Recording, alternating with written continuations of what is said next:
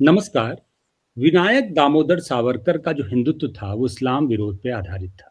कहा जाता है कि सावरकर साहब जो हैं वो नास्तिक थे। सावरकर साहब ये कहते थे कि जो हिंदुत्व है उसको एक पॉलिटिकल एंटिटी बनने के लिए जातियों का नाश करना होगा, उसको एक होना होगा। इसीलिए योगी जी कहते हैं, बटोगे तो कटोगे। नितिन गडकरी महाराष्ट्र के चुनाव में कहते हैं, जो जाति की बात करेगा उस पर लात पड़ेगा। लेकिन भारतीय जनता पार्टी जब जमीन पे, सियासी जमीन पे उतरती है, चुनाव लड़ने जाती है, तो जाहिर सी बात है वो उसी जातीय समीकरण और जातीय कैलकुलेशन का ध्यान रखती है। अब यूजीसी का एंटी डिस्क्रिमिनेशन रूल आया है, उसको लेके ब्राह्मण से लेके सवर्ण पूरा सड़क पे है। और ऐसा लग रहा है कि भारतीय जनता पार्टी ने एक तरह से सेल्फ गोल मार लिया है। सेल्फ गोल कैसे मार लिया कि जो उसका पारंपरिक वोटर था, ब्राह्मण, ठाकुर, भूमिहार जो भी था, वो एक तरह से उसके खिलाफ सड़क पे उतर आया है। इस पूरे प्रकरण को समझने की कोशिश करेंगे आज हमारे साथ आध्यात्मिक और सामाजिक राजनीतिक संदर्भ को समझने वाले सत्यजीत अतवारा जी हैं। आपका बहुत बहुत स्वागत है सर। जी जी जी रुपेश जी, आपके दर्शकों को मेरी तरफ से बहुत बहुत धन्यवाद, आभार। और साथ ही साथ आपने अपने चैनल पर मुझे बुलाया, इसके लिए आपको भी बहुत बहुत धन्यवाद। जी रुपेश जी, राजनीति को समझ पाना आम जनमानस के बस की बात नहीं होती है। यद्यप पूरा भारतवर्ष अगर देखा जाए तो हर व्यक्ति राजनीति का एक अंग है और उसी के ओर से सरकारें बनती हैं, बिगड़ती हैं। बिल्कुल। लेकिन जनमानस ऊपर की राजनीति को नहीं समझ पाता है कि ऊपर चल क्या रहा है, असल में हो क्या रहा है, और किस पैटर्न पे कौन सा दल अपने को वोट बैंक की राजनीति में मजबूत करना चाहता है। अब यहाँ एक सबसे बड़ा प्रश्न है कि क्या भारतीय जनता पार्टी ने सेल्फ गोल किया, अथवा फिर भारतीय जनता पार्टी की सोची समझी रणनीति है। क्या कोई ऐसी कॉन्स्पिरेसी है या कोई उसका पाथ है जिस पाथ पे वो चल करके पिछड़ों दलितों को अपने पाले में लाना चाहती है। जी। क्या पीडीए की उत्तर प्रदेश में चुनाव होने वाले हैं, और उत्तर प्रदेश के चुनाव को देखते हुए क्या भारतीय जनता पार्टी कोई रणनीति बदली है?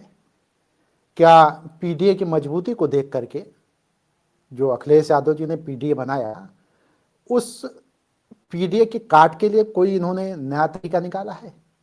ये तमाम ऐसे प्रश्न हैं जो अभी समझ से बाहर हैं। मे बी सेल्फ वो भी हो सकता है अथवा फिर इनकी रणनीति भी हो सकती है। दोनों बातें यहाँ पे हैं। लेकिन संदर्भ ये मैं लेना चाहूँगा कि सवर्णों की जब बात आती है तो सवर्ण तो पिछले एक दशक से ही उपेक्षित है, परेशान है, जी। या अन्य, जी। हाँ, दशक की बात छोड़ दें, देश की आज़ादी के बाद से ही जब संविधान बनाया गया और एक तरफ आरक्षण की नीति से सवर्ण परेशान था और दूसरी तरफ जो है एससी एसटी कानून जब आया तब भी तमाम सवर्णों ने जेलों की हवा खाई और तमाम सवर्ण अपने धन और पैसे की बर्बादी किए, अधिकारियों के चक्कर लगाए, नेताओं के चक्कर लगाए, तब उनकी जान बची। फर्जीफिकेशन तमाम हुआ, तमाम एफआईआर इस तरीके से होती थी जिसमें सवर्ण कहीं पर भी दोषी नहीं होता था, लेकिन फर्जी एफआईआर कर दी जाती थी। तो अब जब एक समाज में एससी एसटी का बोलबाला था तो उसके बाद क्या बालकों के ऊपर या बालिकाओं के ऊपर मतलब यूजीसी ला करके क्या उचित किया गया है? यहाँ एक बात रुपेश जी और मैं कहना चाहूँगा कि अगर भारतीय जनता पार्टी की रणनीति है कि मैं बीसी मतलब ओबीसी और एससी वोटों को अपने पक्ष में मोड़ने के लिए ऐसा कुछ फार्मूला तैयार कर रहा हूँ, तो क्या जो हिंदुस्तान की रीढ़ है युवा, उस युवा की रीढ़ को तोड़ करके ये बेहतर भविष्य का निर्माण कर सकते हैं, बेहतर भारत का निर्माण कर सकते हैं? हमें लगता है नहीं कर सकते। तो अगर बेहतर भारत का निर्माण करना है तो युवाओं की रीढ़ को ना तोड़े।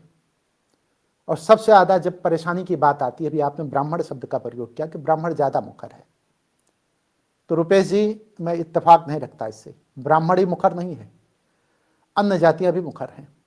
बिल्कुल ठीक सवर्ण बात है। में हाँ क्षत्रिय भी मुखर है, जो व्यापारी वर्ग है वो भी मुखर है, लाला या श्रीवास्तव कायस्थ या ये जितनी भी जातियां हैं इनकी उपजातियां वो भी मुखर हैं। जी। अच्छा, कौन ये चाहेगा कि पढ़ाई के दौरान हमारे बच्चे दंडित हों, और सिर्फ इसलिए दंडित हों कि उन्होंने कोई कसूर भी नहीं किया है और उसके बावजूद भी दंडित किया जा रहा है? अब बिल्कुल ठीक बात ब्राह्मणों की बात जब आप आती है तो ब्राह्मणों के लिए आपकी ही बात को मैं दोहराना चाहूंगा। ब्राह्मणों के ऊपर तो सबसे ज्यादा हमला हो रहा है, है। हर कोने में, हर जगह। सबसे ज्यादा अगर हिंदुस्तान के अंदर कोई झेल रहा है तो ब्राह्मण समुदाय झेल रहा है। उसका कारण भी है, भारतीय जनता पार्टी ही नहीं, जो इस बात को जानते हैं कि धर्म को नष्ट करना है तो ब्राह्मणों को नष्ट कर दो, धर्म को नष्ट करना है तो ब्राह्मण रीढ़ की हड्डी की तरह है, इसकी रीढ़ पर चोट करो। जिस दिन ब्राह्मण नष्ट हो जाएगा उस दिन धर्म की पताका लहराने वाला कौन होगा? तो ये हिंदुत्व या सनातन की बात भी अगर ली जाएगी तो इसीलिए ब्राह्मणों पे जो है ज्यादातर चोट किया जा रहा है। क्या आपने वो चीजें नहीं? हाँ, बिल्कुल। बिल्कुल, आपने बहुत बोले दिलचस्प आप। बात जी, आपने बहुत पूरी बहस को आपने बहुत दिलचस्प एक तरह से स्वरूप दे दिया। जी, रुपेश जी, देखिए पूरी राजनीति जो है इस समय टफ हो गई है। जी, जिस समुदाय को लेकर के विपक्ष चल रहा था, विशेष करके उत्तर प्रदेश के चुनाव होने वाले हैं तो इसलिए उत्तर प्रदेश का संदर्भ में ज्यादा लूंगा। जी, अखिलेश जी जिस पीडीओ को लेकर चल रहे थे, यदि उस जी, पीडीए में भारतीय जनता पार्टी सेंध लगाती है जी, यूजीसी के माध्यम से, जी, तो क्या भारतीय जनता पार्टी इस नफा नुकसान को जोड़ करके चल रही है कि भारतीय जनता पार्टी जब पिछड़ों और दलितों पे अपनी सेंध लगाएगी तो सवर्णों की नाराजगी को कैसे ठीक करेगी? और क्या उसके पास कोई ऐसा भी फार्मूला है कि चलो ठीक है, पिछड़े दलितों को हम लामबंद कर लें, गोलबंद कर लें, सवर्ण तो मान ही जाएंगे? सवर्ण जाएंगे कहां? सवर्ण के पास ऑप्शन नहीं है। तो क्या भारतीय जनता पार्टी ये मान के चल रही है? लेकिन यहां सबसे बड़ा ज्वलंत प्रश्न ये है रुपेश जी कि जी, राजनीति चाहे जिस तरह से चले, सवाल इस बात का है कि युवाओं का भविष्य तो नष्ट होगा। तो रुपेश जी, मैं ये कहना चाहूंगा जी, कि सवाल इस बात का नहीं है कि वोट बैंक की राजनीति के चलते विभिन्न राजनीतिक दल अपने अपने वोट बैंक की राजनीति मजबूत कर रहे हैं। सवाल इस बात का है कि जिसके ऊपर तलवार चलाई जा रही है वो युवा वर्ग है, छात्र है, जो अपने भविष्य को लेकर के मुस्तैद है, मेहनत कर रहा है, और उसी के भविष्य में पूरे भारत का भविष्य निहित है। प्रश्न इस बात का है। तो क्या ऐसे युवाओं के ऊपर तलवार चलाना ठीक है? चाहे भारतीय जनता पार्टी चलावे, चाहे दूसरा दल ही क्यों ना चलावे। और मैं तो कहूंगा कि यूजीसी को छेड़ने की जरूरत ही नहीं थी। जब आप कहते हो कि सवर्ण किसी भी पिछड़े या किसी भी दलित के ऊपर जो है अत्याचार कर रहा है, तो जेएनयू में जब नारा लगता है कि ब्राह्मणों भारत छोड़ो और डफली बजा के नारा लगाया जाता है, तो ये कौन सा दबाव है? जब सुअर को जनेऊ पहनाया जाता है और खुलेआम उसकी वीडियो बनाई जाती है, तो सुअर को जनेऊ पहनाया जाना किसके ऊपर आक्षेप है? किसको टारगेट किया जा रहा है? या जब किसी दल द्वारा या किसी व्यक्ति के द्वारा तिलक तराजू और तलवार इनको मारो जूते चार का नारा दिया जाता है, तो ये क्या है? परेशान कौन हो रहा है? प्रताड़ित कौन हो रहा है? अपमानित कौन हो रहा है? जलालत कौन झेल रहा है? तो दुख, दर्द, संत्रास या जलालत या पीड़ा, ये सारी चीजें तो सवर्ण झेल रहा है। आप जी, समतामूलक समाज की बात करते हो और कहते हो कि मैं समतामूलक समाज की रचना करूंगा। लोहिया जी या समाजवादियों का नारा था, उसी नारे को तुमने चुराया कि सबको मैं बराबर के हक बराबरी दूंगा। और एक तरफ भारतीय जनता पार्टी के लोग या उत्तर प्रदेश के मुख्यमंत्री ये कहते हैं कि कटोगे तो बटोगे तो कटोगे। तो अब तो केंद्रीय नेतृत्व ने पूरी तरीके से बांट ही दिया ना। जिस खाई को इनको दूर करना चाहिए, जिस दरार को, अगर दरार है भी तो उसको दूर करना चाहिए, कि वो दरार पटे कैसे, उसी दरार को तुम और मजबूत करते चले जा रहे हो और बड़ा करते चले जा रहे हो। लेकिन इतिहास गवाह इस बात का, अगर दरारें चौड़ी हुई तो दरारें चौड़ी करने वाले लोग ही उसमें गिरे हैं। तो जी, भारतीय जनता पार्टी को हम्म, इस मुद्दे को उठाने की जरूरत नहीं थी। जी, बिल्कुल, आपको खाई पाटनी चाहिए थी, बिल्कुल ठीक आपको बात है। दूरियां मिटानी चाहिए थी। हम्म, आपने थोड़ी देर पहले कहा कि गडकरी कहते हैं जो जात की बात करेगा वो लात की बात करता है, लात की बात आप कर रहे हैं, ठीक है। तो हमें लगता है कि उचित नहीं है और सरकार को इस पे रोल बैक तो करना ही होगा। ये कानून बना करके इसको जबरदस्ती नहीं थोप सकते, और कानून क्या बनेगा ये तो संसद से पास भी नहीं है। जी, तो हाँ, तो मेरे कहने का अर्थ ये है कि ये इनको रोल बैक करना पड़ेगा, जो ये थोपना चाहते हैं सवर्णों के ऊपर। मंडल के विरुद्ध जो है भारतीय जनता पार्टी के लीडरशिप ने कमंडल का प्रयोग किया। अब जो स्थिति आ रही है वही मंडल वाली दौर फिर लग रहा है जैसे वापस लौट रहा है। वही घृणा, वही जाति वैमनस्यता, उसी तरह से सड़क पे लोग। क्या भारतीय जनता पार्टी को कोई रिवर्स गियर लगा दिया है भारतीय जनता पार्टी ने अपनी गाड़ी में, या भारतीय जनता पार्टी वापस लौटना चाहती है, या वो उसी दौर में 90 के दौर में जाना चाहती है जहां पे लोग अपने शरीर में, युवा जो है शरीर को आग लगा रहे थे, सड़क पे उतरे थे, मरने मारने पे उतारू थे। आखिर भारतीय जनता पार्टी देख कैसे रही है चीजों को? और क्या जब योगी जी बोलते हैं, बहुत पॉपुलर लीडर हैं, वो कहते हैं कि हिंदू बटेगा तो कटेगा, तो भारतीय जनता पार्टी हिंदुओं को दलितों में, ओबीसी में, सवर्णों में, ब्राह्मणों में, ठाकुरों में बांट के आखिर क्या हासिल करना चाहती है?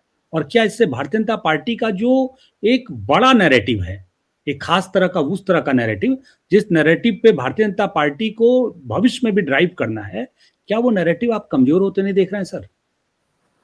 देखिए, अगर भारतीय जनता पार्टी की बात पे कहूं, अगर कोई रणनीति नहीं इनकी और किसी इन्होंने पिच को सजाया नहीं है तो इनके लिए दुर्भाग्यशाली है। जब नाश मनुज पर छाता है पहले विवेक मर जाता है। तो भारतीय जनता पार्टी का विवेक मर चुका होगा।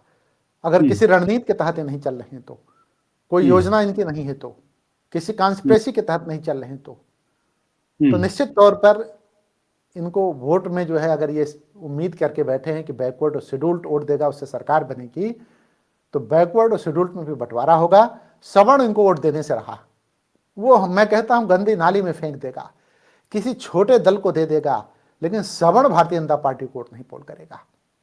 और विशेष करके मैं आपके चैनल से बता दूं कि ब्राह्मण, क्षत्रिय, वैश्य, लाला मतलब श्रीवास्तव वोट पोल करने वाले नहीं है। बड़ी आबादी है, 26% आबादी जाके बनती है, 13% ब्राह्मण है, 14-13 दोनों का अनुपात है। कुछ लोग घटा के बताते हैं, कुछ लोग 9 कह देते हैं। हमें तो दुख इस बात का होता है कि कुछ ब्राह्मण ने भी अपने लिखा पढ़ी में 9 का आंकड़ा बताया कि 9%। अरे आंकड़े तो दुरुस्त कर लो। 13% ब्राह्मणों की आबादी है और 12% जो है क्षत्रियों की आबादी है, 25% यही हो जाते हैं। उसके अलावा अन्य को ले लो आप, तो ये जो 36% की आबादी है, 36% की आबादी है, ये भारतीय जनता पार्टी को वोट पोल नहीं करेगी, किसी भी मायने में नहीं करेगी। और इनको रोल बैक करना पड़ेगा। ये सड़कों पे लोग आएंगे, प्रदर्शन करेंगे, आंदोलन करेंगे, रोल बैक करना पड़ेगा। कारण क्या है कि जनमानस के सामने सबको झुकना पड़ता है, इनको झुकना पड़ेगा। आपने हमें ज्वाइन किया, आपने बहुत महत्वपूर्ण विचार रखे, आपका बहुत बहुत धन्यवाद सर। आगे बहुत किसी बहुत धन्यवाद रुपेश जी, आपके दर्शकों को भी बहुत बहुत धन्यवाद।